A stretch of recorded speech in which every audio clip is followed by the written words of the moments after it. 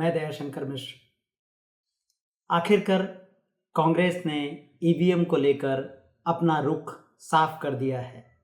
कांग्रेस अध्यक्ष मल्लिकार्जुन खड़गे ने कहा है कि हमने जैसे भारत जोड़ो यात्रा शुरू की थी वैसी ही बैलेट पेपर से चुनाव के लिए एक देशव्यापी यात्रा शुरू करेंगे, एक देशव्यापी अभियान चलाएंगे। इस वक्त बैलेट पेपर के साथ खड़े होना ठीक वैसा ही है जैसा संविधान के साथ खड़े होना है।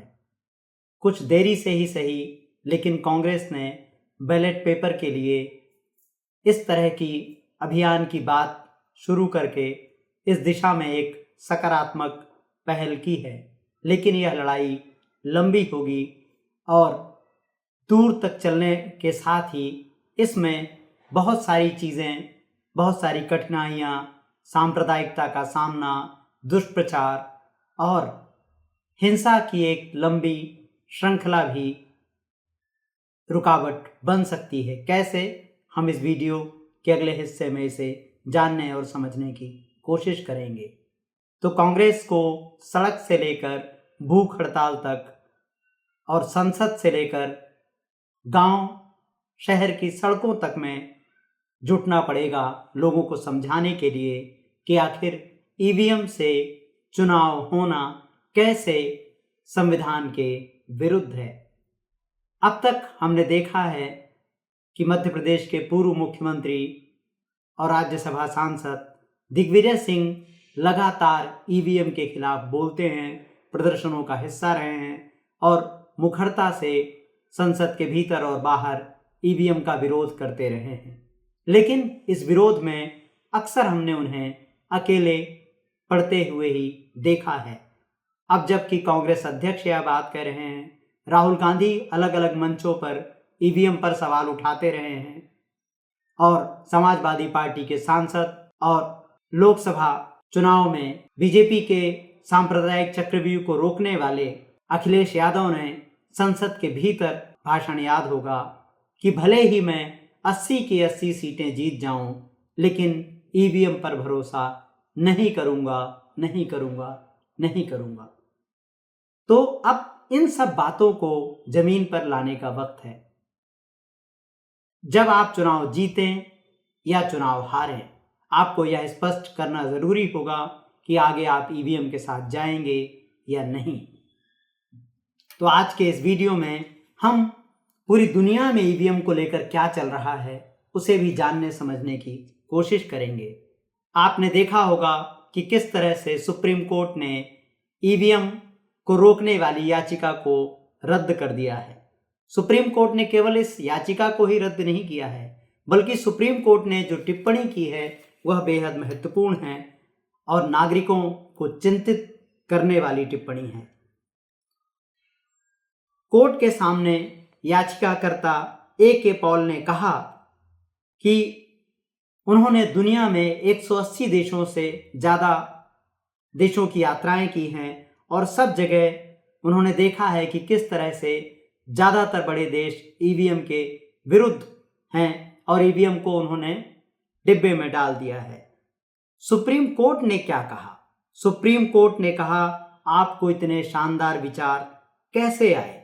याचिकाकर्ता उनको बताते हैं कि वह अलग अलग सामाजिक कामों में हैं, जिनमें 40 लाख से ज़्यादा विधवाओं की मदद शामिल है, अनाथ बच्चों की पढ़ाई शामिल है।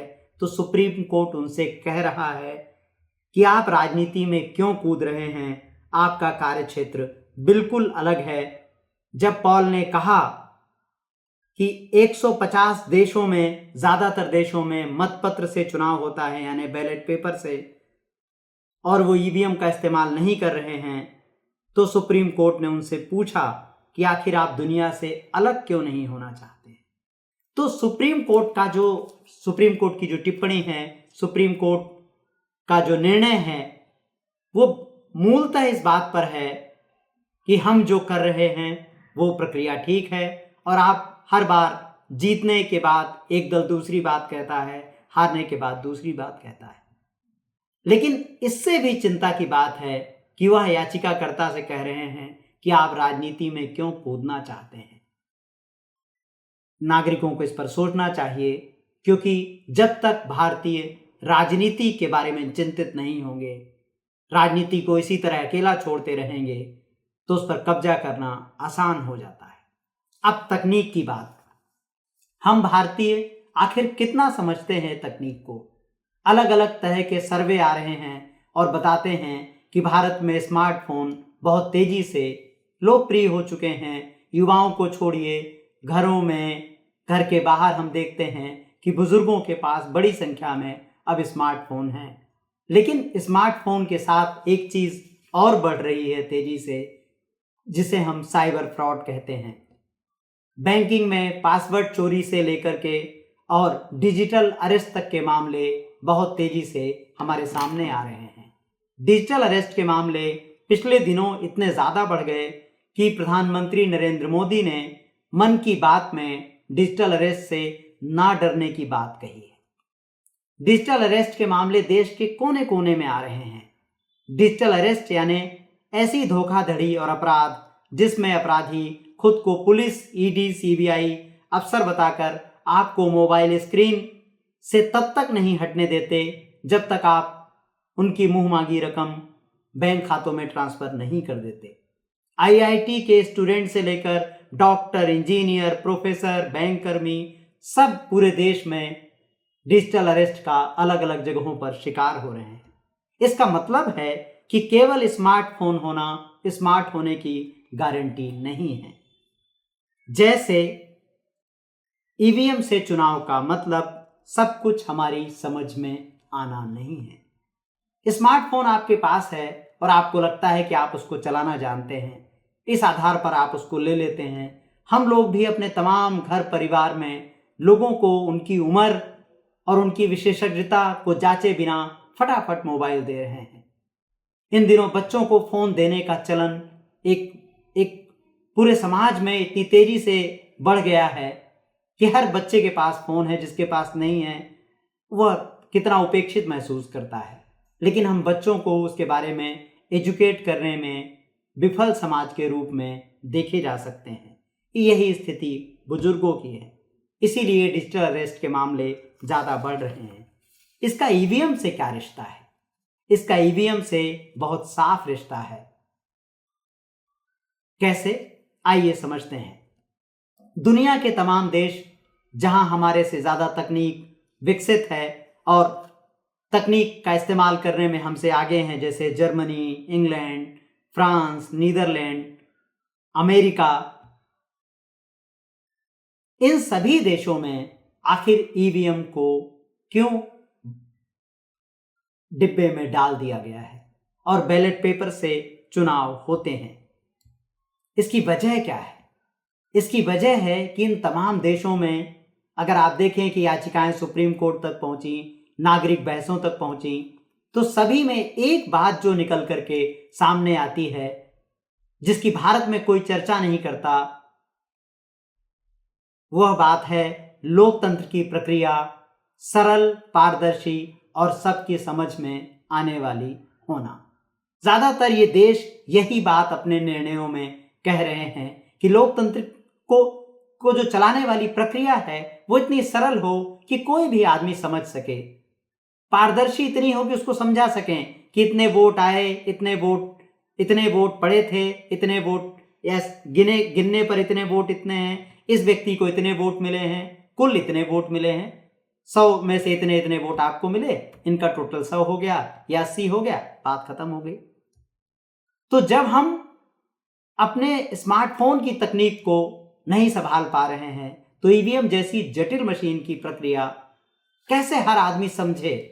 और जब उसको नहीं समझ में आ रही, इसलिए उस पर भरोसा उठना शुरू हो रहा है। इन देशों में यही हुआ, तमाम तरह के डिस्कशन हुए और इन सभी ने, मजेदार बात है कि भारत से पहले ईवीएम का इस्तेमाल करना शुरू कर दिया था, लेकिन ईवीएम तकनीक की पारदर्शिता के डर से बंद कर दी गई ताकि लोगों का लोकतंत्र में विश्वास कम न हो। एक तरफ हमारा सुप्रीम कोर्ट कह रहा है याचिकाकर्ता से कि आप राजनीति में मत उलझें, और सुप्रीम कोर्ट यह बताने में विफल हो रहा है कि ईवीएम क्या सबको समझ में आ रहा है, कि ईवीएम कैसे काम करती है। क्या आप में से जो दर्शक हमारा वीडियो देख रहे हैं समझा सकते हैं अपने घर परिवार में कि ईवीएम कैसे काम करती है, ईवीएम का डेटाबेस कैसे है, या ईवीएम की प्रणाली कैसे है? क्यों बार बार ईवीएम में यह मुद्दा सामने आता है कि 99% बैटरी चार्ज मिली है और चुनाव आयोग इसका ठीक से जवाब नहीं देता कि इतनी देर तक वोटिंग होने के बावजूद कैसे बैटरी 99% तक चलती रहती है? तो अब हमें चलना पड़ेगा इनका जवाब ढूंढने जर्मनी की तरफ।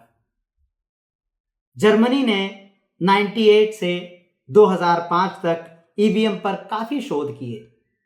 इस दौरान वोटिंग भी ईवीएम से चलती रही, लेकिन केवल 2 नागरिकों ने, भारत में तो बहुत से नेता बात कह रहे हैं, नागरिक बात कह रहे हैं, लेकिन जर्मनी में केवल 2 नागरिकों ने ईवीएम को लेकर जर्मन सुप्रीम कोर्ट में चुनौती दी।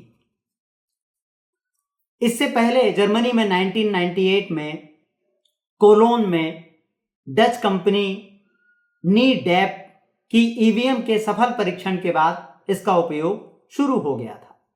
2005 के आम चुनाव में 20 लाख जर्मन नागरिकों ने ईवीएम पर वोट डाले थे। बहुत से लोग इस पर प्रसन्नता व्यक्त कर रहे थे, लेकिन केवल 2 जर्मन नागरिकों ने जांच समिति के सामने शिकायत रखने की असफल कोशिश के बाद सुप्रीम कोर्ट में याचिका दायर कर दी।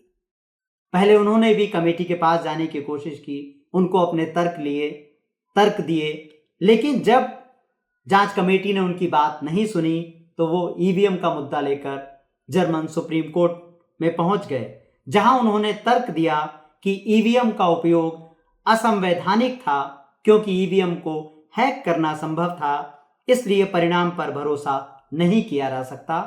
नागरिकों ने एक और महत्वपूर्ण बात कही कि क्या हम ईवीएम से होने वाले मतदान प्रणाली को हर एक व्यक्ति को समझा सकते हैं, क्योंकि लोकतंत्र सबकी सामूहिक जिम्मेदारी का विषय है। सबको समझ में आना चाहिए, हर नागरिक को समझ में आना चाहिए कि वोट कैसे डाला जाता है, कैसे गिना जाता है, कैसे वो वोट स्टोर रहता है, कैसे फिर उसका फंक्शन काम करता है, कैसे बैटरी 99% तक रिचार्ज रहती है।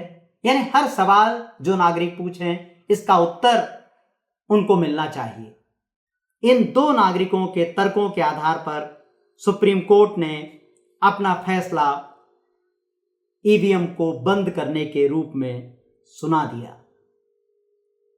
सुप्रीम कोर्ट ने कहा, संविधान के तहत चुनाव सार्वजनिक प्रकृति के होने चाहिए।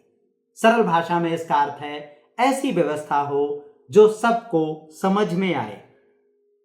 सुप्रीम कोर्ट ने कहा, गणतंत्र में चुनाव सभी लोगों की हिस्सेदारी है और नागरिकों की संयुक्त चिंता है, इसलिए चुनाव प्रक्रिया की निगरानी भी नागरिकों का मामला और उनका काम होना चाहिए। प्रत्येक नागरिक को चुनाव में मुख्य चरणों से लेकर अंतिम चरण तक को समझने और सत्यापित करने में सक्षम होना चाहिए। हर प्रणाली, यहां मुख्य चरणों की बात हो रही कि चुनाव की जितनी भी प्रक्रिया है सबका सब समझ में आना चाहिए। जर्मन सुप्रीम कोर्ट ने मशीनों को रोकते हुए जो कहा उसका सारांश है कि जब ईवीएम मशीन से चुनाव होता है तो नागरिकों के लिए चुनाव प्रक्रिया की जांच करना, परिणामों का विश्वसनीय ज्ञान सरलता से उपलब्ध होना चाहिए। लेकिन ईवीएम ऐसे कंप्यूटर हैं जो सभी नागरिकों के लिए पारदर्शी नहीं हैं, सहज नहीं हैं। ऐसे नागरिक जो वोट तो देते हैं लेकिन जिनके पास कंप्यूटर का विशेष ज्ञान नहीं है, वह ईवीएम को नहीं समझ सकते। इसलिए ऐसी व्यवस्था यानी बैलेट पेपर से चुनाव होना चाहिए जो सभी नागरिकों के लिए पारदर्शी, सहज और विश्वसनीय हो। लोकतंत्र की प्रक्रिया सबकी समझ में आनी चाहिए। तो आप देखें कि जर्मनी की सुप्रीम कोर्ट, जर्मनी के नागरिक किस विचार प्रक्रिया से आगे बढ़ रहे हैं। जर्मनी में 20 लाख से ज्यादा लोगों ने ईवीएम का इस्तेमाल किया था। सब कुछ ठीक चल रहा था, लेकिन दो नागरिक अविश्वास जताते हैं और सुप्रीम कोर्ट उनको डांटता नहीं है, उनको फटकारता नहीं है कि आप राजनीति क्यों कर रहे हैं। उनसे ये नहीं कहता कि ये जो 20 लाख लोग थे पहले उनका साइन लेकर आओ, फिर हम बात करेंगे। लेकिन भारत में शायद इस वक्त न्यायपालिका ईवीएम के सवाल को नागरिकों के नज़रिए से देखने में विफल साबित हो रही है।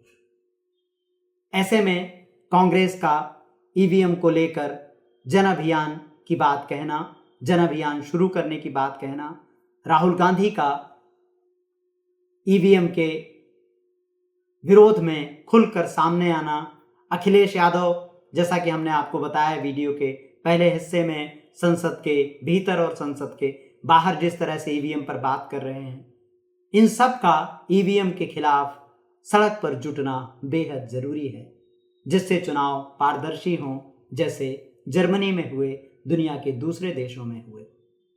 एलन मस्क को आप जानते हैं, जो दुनिया के बड़े उद्योगपति और वैज्ञानिक कंपनियों के मालिक हैं।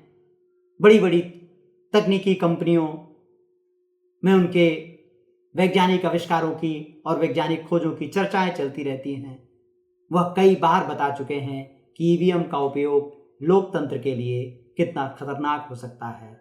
खुद अमेरिका बैलेट पेपर से चुनाव करता है। बैलेट पेपर से चुनाव के बाद भी संभव है कि कोई राजनीतिक पार्टी चुनाव हार जाए, लेकिन इससे एक प्रक्रिया पारदर्शी रहेगी। लोकतंत्र में पार्टियों का चुनाव जीतना या हारना महत्वपूर्ण नहीं है, महत्वपूर्ण है लोकतंत्र का पारदर्शी बने रहना। आज के इस वीडियो में बस इतना ही। लोकतंत्र, संविधान और नागरिक चेतना पर हमारे वीडियोस देखने के लिए चैनल को लाइक कीजिए, सब्सक्राइब कीजिए और संभव हो तो हमें ज्वाइन कीजिए। हमें आपके आर्थिक सहयोग की ज़रूरत है। नमस्कार।